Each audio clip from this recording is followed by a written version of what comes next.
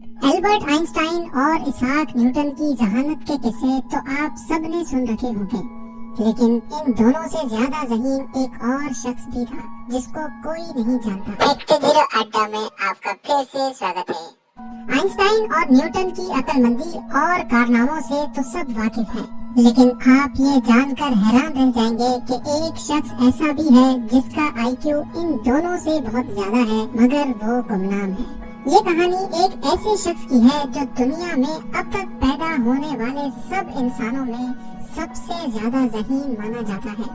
Albert Einstein का IQ level 160 था, Isaac Newton का IQ 190 था, लेकिन जिस शख्स की बात हम आज करने जा रहे हैं उसका IQ लेवल 260 था, यानी एल्बर्ट आइंस्टाइन और इसाक न्यूटन से भी कई ज्यादा। इस शख्स का नाम है विलियम जेम्स। यकीनन आपने इसका नाम भी नहीं सुना होगा। विलियम जब 8 साल का था तो वो 8 मुख्तलिफ ज़बानें बोलता था।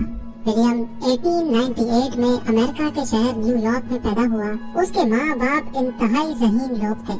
विलियम सिर्फ 18 महीने का था जब उसने अमेरिका का मशहूर अखबार न्यूयॉर्क टाइम्स पढ़ना शुरू कर दिया। 8 साल की उम्र में विलियम 8 मुख्तलिफ ज़बानें बोलता था, जो उसने खुद अपनी मदद आप के तहत सीखी थी। सिर्फ यही नहीं, बल्कि विलियम ने छोटी सी उम्र में ही अपनी एक ज़बान तख्लीक की जिसको उसने वेंडरवुड का नाम दिया। विलियम दुनिया का पहला शख्स था जिसे बहुत छोटी उम्र में ही हार्वर्ड यूनिवर्सिटी में पढ़ने का मौका मिला। विलियम को हार्वर्ड यूनिवर्सिटी में 1909 में 11 साल की उम्र में पढ़ने का मौका मिला। सिर्फ 1 साल बाद यानी 1910 में विलियम अपने उस्ताद को मैथ्स पढ़ाया करता था। इस छोटे से बच्चे की जहानत देखकर इसको चाइल्ड प्रोडिजी का खिताब दिया गया, यानी ये एक ऐसा बच्चा था जिसमें अपनी उम्र से बहुत ज्यादा सलाहियत मौजूद थी। विलियम ने 16 साल की उम्र में कॉलेज की डिग्री मुकम्मल कर ली। इसकी आला सलाहियतों की बिना पर ये छोटी उम्र में ही बहुत मशहूर हो गया, लेकिन विलियम को मशहूर होने का बिल्कुल शौक नहीं था। वो लोगों से दूर अकेला रहना चाहता था। उसके लिए सबसे अच्छी जिंदगी वो थी जिसमें उसका किसी के साथ राब्ता ना हो।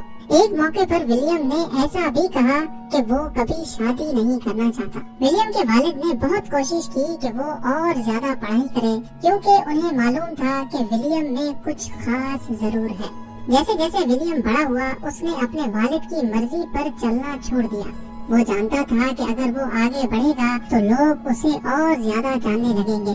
यहाँ तक कि इसी वजह से उसकी अपने वालिद के साथ शदीद लड़ाई भी हो गई। लड़ाई इतनी शदीद थी कि विलियम के वालिद की 1923 में वफात हुई तो वो इनके जनाजे पर भी नहीं गया।